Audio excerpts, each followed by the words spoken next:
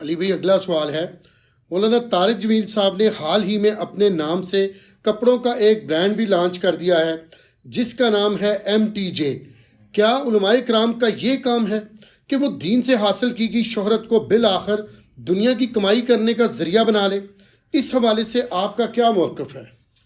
دیکھیں جی، میں تو مولانا طارق جمیل صاحب حفظہ اللہ تعالیٰ سے کئی معاملات میں اختلاف رکھنے کے باوجود ایٹ لیسٹ اس ایشو کے اوپر انہیں میں سپورٹ کروں گا، اور میرے خیال میں یہ بہت پہلے انہیں کر لینا چاہیے تھا۔ آپ دیکھیں جی، ان کا آلموسٹ ایک سال کا بجٹ 155 ملین ہے۔ اب ایک بندہ، جس طرح کہ انہوں نے خود بتایا ہے کہ میں لوگوں سے فون پہ ان سے صدقات یا زکوٰۃ وصول کر کے اپنے مدرسوں کا سسٹم چلاتا ہوں، ایک شخص لوگوں سے مانگ مانگ کر اس پورے سلسلے کو چلائے، اس کی بجائے وہ شخص خود ایسا کاروبار اسٹیبلش کرے کہ جس کے ذریعے یہ مدرسے چلنا شروع ہو جائیں، تو کیا یہ زیادہ بہتر نہیں ہے کہ آپ کان کو ایسا پکڑنے کی بجائے یوں پکڑیں؟ باقی علماء کا تو یہ حال ہے کہ وہ چندوں کے پیسوں کے اوپر لگژریس لائف گزار رہے ہیں۔ طارق جمیل صاحب کی بھی لائف لگژریس ہے، اس میں کوئی شک نہیں ہے، لیکن وہ خود بہت امیر آدمی ہے۔ یہ نہیں ہے کہ وہ چندوں سے کھا کے تو وہ اپنے اوپر لگا رہے ہیں، وہ لینڈ لارڈ آدمی ہے، اپنا پیسہ لگاتے ہیں۔ لیکن دوسری طرف اگر آپ علماء کو دیکھیں تو وہ علماء جو لوگوں کے چندوں کے اوپر لگژریس لائف گزار رہے ہیں، میں یعنی ان کے اب نام نہیں لیتا، پھر لوگوں کو برا لگے گا، میں تو پرسنلی کئی تمام مکاتب فکر کے علماء کو جانتا ہوں کہ جن کی اپنی اوقات یہ ہے کہ اگر وہ کہیں پہ نوکری حاصل کریں تو ان کو 25-30 ہزار سے زیادہ کی نوکری بھی نہ ملے، اور ایون مدرسے میں یا خطیب کی حیثیت سے جو ان کی تنخواہ اپرووڈ ہے وہ 30-40-50 ہزار سے زیادہ نہیں ہے، لیکن ان کی لائف یہ ہے کہ روزانہ 30 ہزار سے زیادہ کا وہ خرچہ کرتے ہیں۔ وہ کہاں سے کر رہے ہیں؟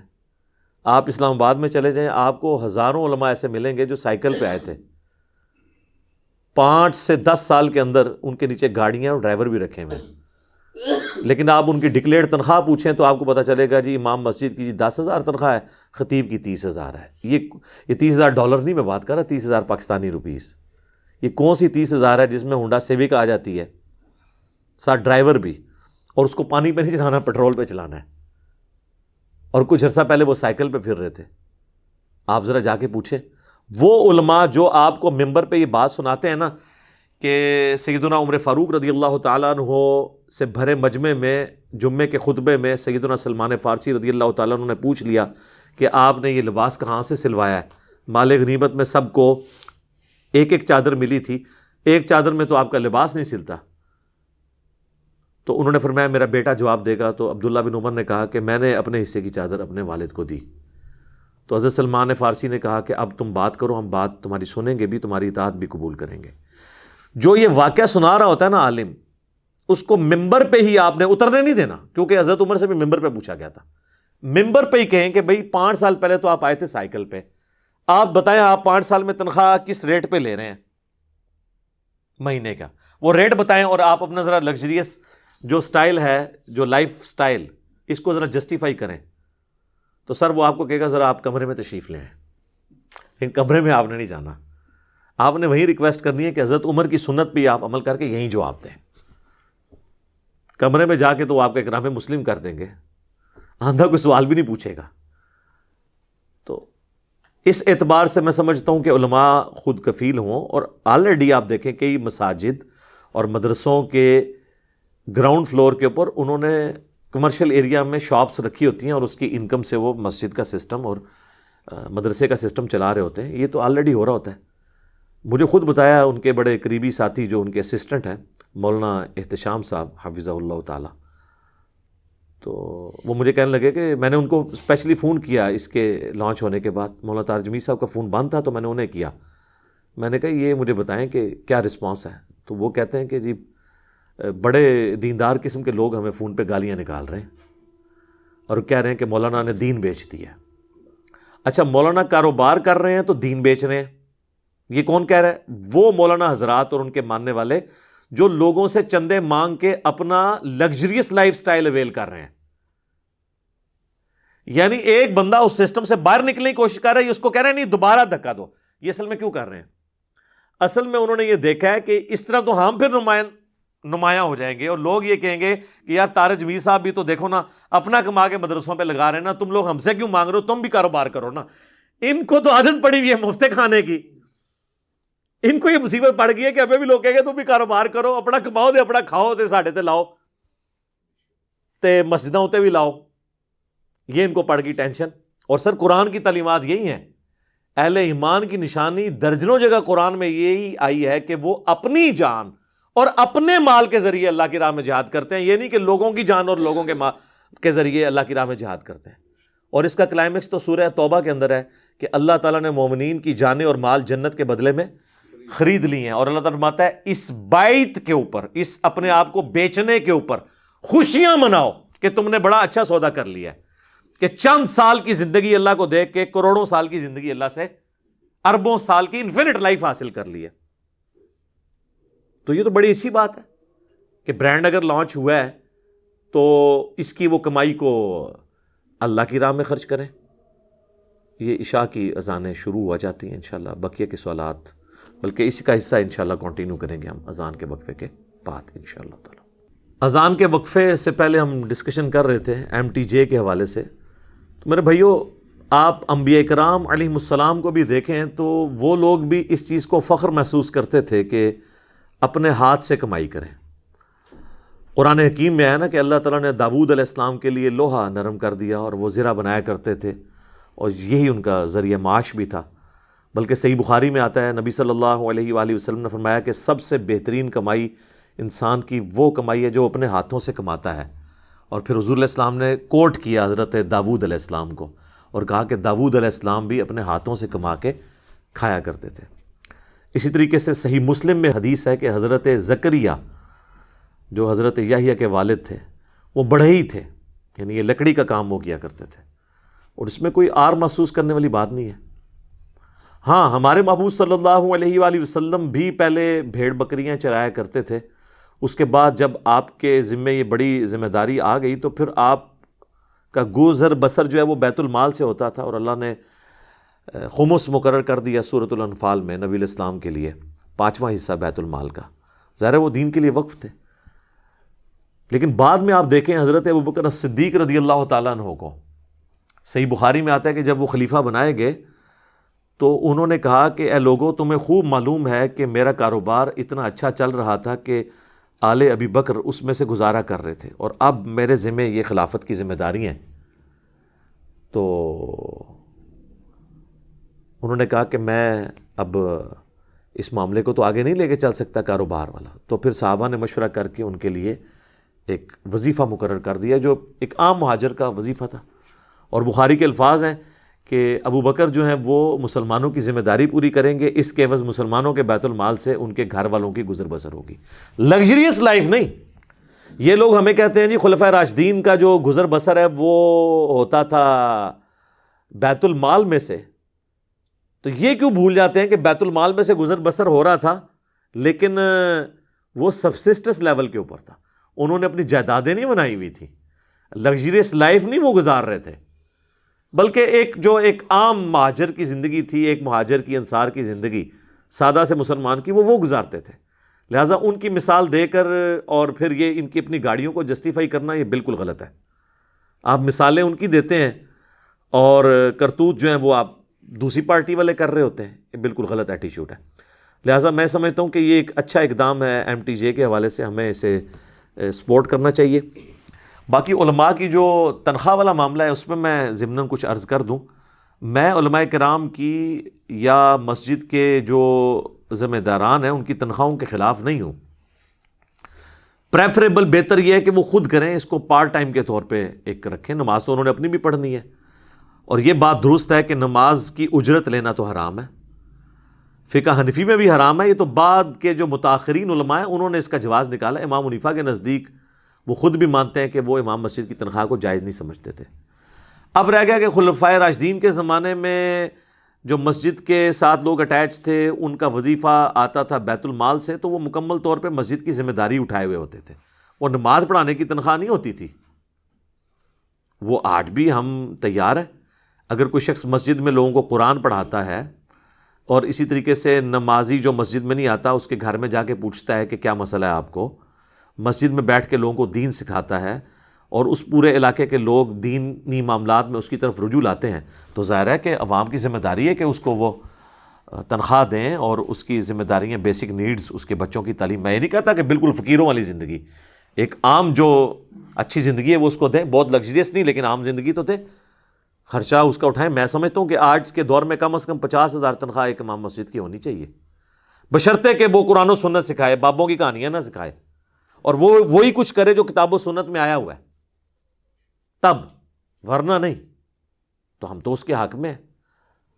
امام مسجد کی تنخواہ نماز پڑھانے کی نہیں، اس لیے کہ نماز تو اس نے خود بھی پڑھنی تھی اور جماعت سے پڑھنی تھی، پیچھے کی بجائے آگے کھڑا ہو گیا. آپ کالجز میں، یونیورسٹیز میں دیکھیں، اکثر جگہ اسٹوڈنٹس ہی جماعت کروا رہے ہوتے ہیں، کوئی امام مسجد نہیں ہوتا. ایون ہمارے مدارس میں بھی اکثر جگہ امام مسجد نہیں ہوتے ہیں، مختلف ٹیچرز کی ڈیوٹیز ہوتی ہیں جن کو تنخواہ تو ٹیچنگ کی ملتی ہے، لیکن پارٹ ٹائم جس کی قرات اچھی ہے اس کو کہتے ہیں تم فجر اور مغربی عشاء پڑھانا، دوسرے کو کہتے ہیں تم سرن نمازیں جو آ رہی ہیں ظہر اثر کی وہ پڑھا لینا. اسپیسیفک نہیں رکھا ہوتا، یا کبھی کوئی اسٹوڈنٹ پڑھا دیتا ہے بغیر تنخواہ کے، کیونکہ معاملہ خطرناک ہے. سنن نسائی کے اندر حدیث ہے جو مشکات میں موجود ہے اور المستدرک للحاکم میں بھی ہے، اور امام حاکم نے اسے امام مسلم کی شرط پہ اس حدیث کو صحیح کہا ہے کہ نبی صلی اللہ علیہ وآلہ وسلم نے فرمایا کہ اپنا مؤذن کسی ایسے شخص کو مت رکھنا جو اذان دینے کی اجرت لے. اگر اذان دینے کی اجرت نہیں لی جا سکتی تو نماز تو اس سے بڑی چیز ہے، اس کی اجرت کیسے ہو سکتی ہے؟ اور اکثر ہماری مساجد میں مؤذن جو ہیں وہ فی سبیل اللہ ہی ہوتے ہیں، بلکہ بابے آپس میں لڑ رہے ہوتے ہیں، میں اذان دینی ہے، انہیں اذان دینی ہے. مسجد کا خادم پارٹ ٹائم اذان ضرور دیتا ہے، لیکن اس کی ڈیوٹی کیا ہوتی ہے؟ مسجد کی صفائی، ٹوائلٹس کی صفائی، صفوں کو سیدھا کرنا. اور جب کبھی کوئی مؤذن نہیں ہوتا وہ اذان بھی دیتا ہے، وہ تنخواہ اذان کی نہیں لے رہا ہوتا اور نہ وہ لے سکتا ہے، یہ حلال ہی نہیں ہے.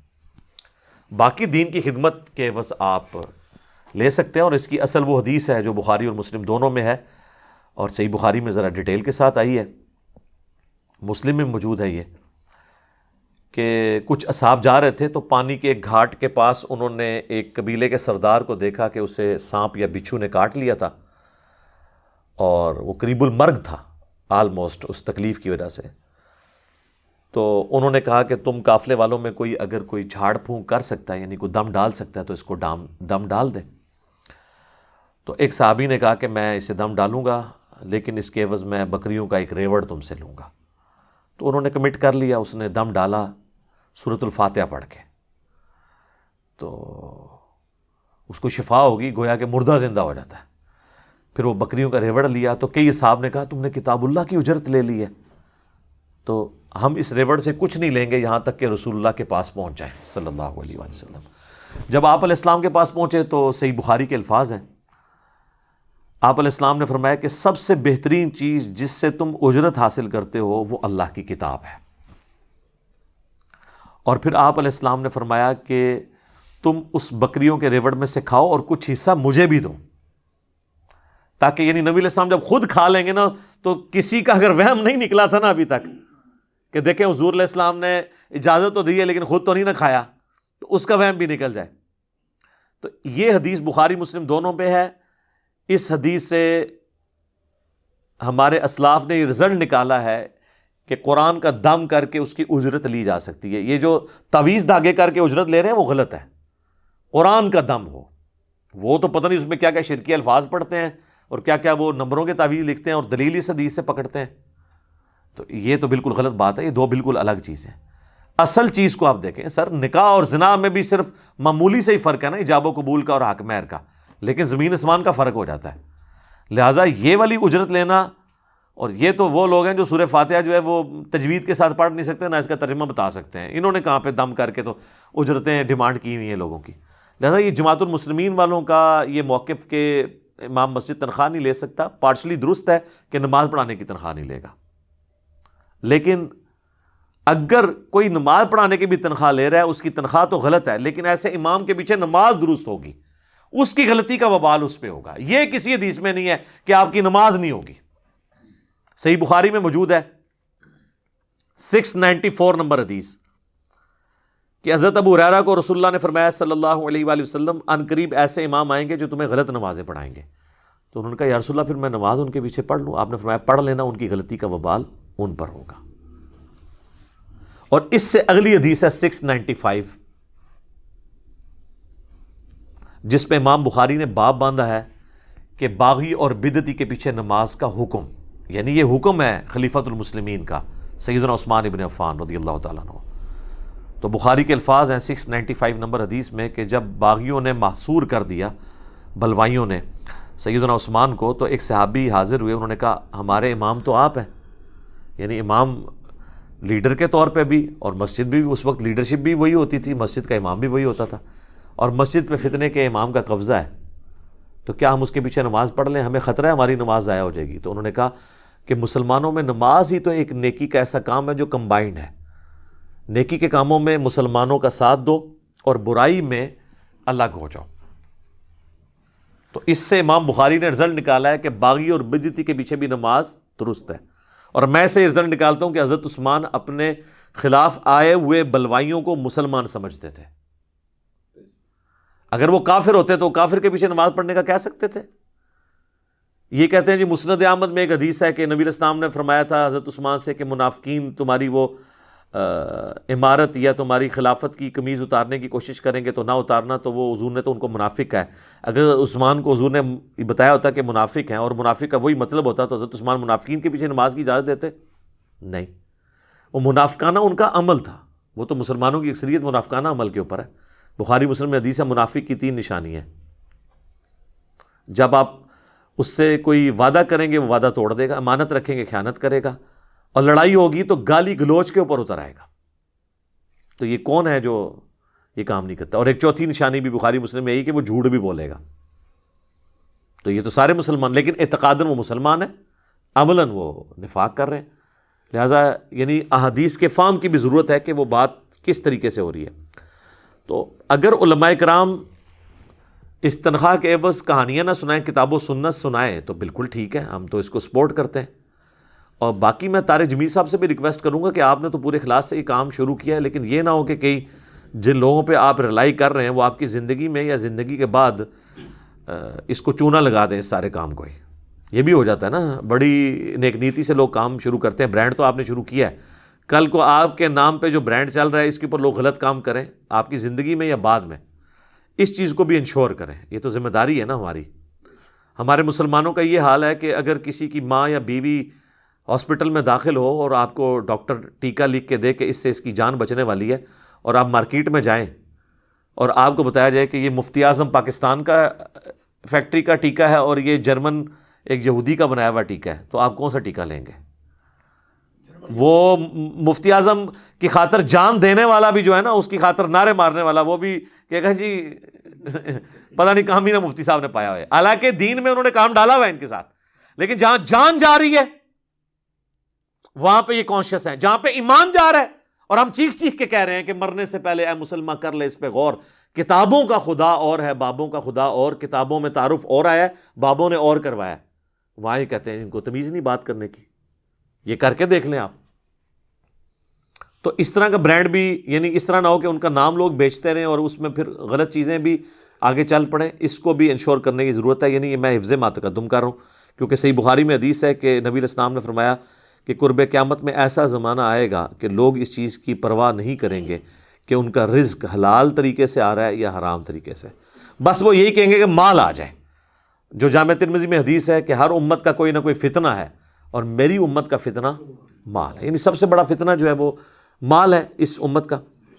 تو میں ریکویسٹ کروں گا طارق جمیل صاحب سے کہ وہ بھی یعنی یہ اپنے MTJ جو برانڈ ہے اس کے اوپر کڑی نظر رکھیں، اور باقی علماء سے بھی کہوں گا کہ آپ لوگ بھی تھوڑا سا اس میدان میں اتریں اور فائدہ ہوگا اس حوالے سے. میں نے تو دیکھا ہے جنید جمشید صاحب نے بھی جو برانڈ لانچ کیے ہیں وہاں پہ بھی میں بعض اوقات جانے کا اتفاق ہوا ہے، تو کئی جگہ پہ ماشاءاللہ پورے باشرہ لوگ ملتے ہیں. خوشی ہوتی ہے کہ یار چلو دیندار لوگوں کو جابز ملی ہوئی ہیں، ورنہ تو عام پرائیویٹ اداروں کے اندر تو داڑھی والے کو یا جس کے کپڑے شلوار ٹخنوں سے اوپر ہو اس کو کوئی اچھی نظر سے نہیں دیکھتے.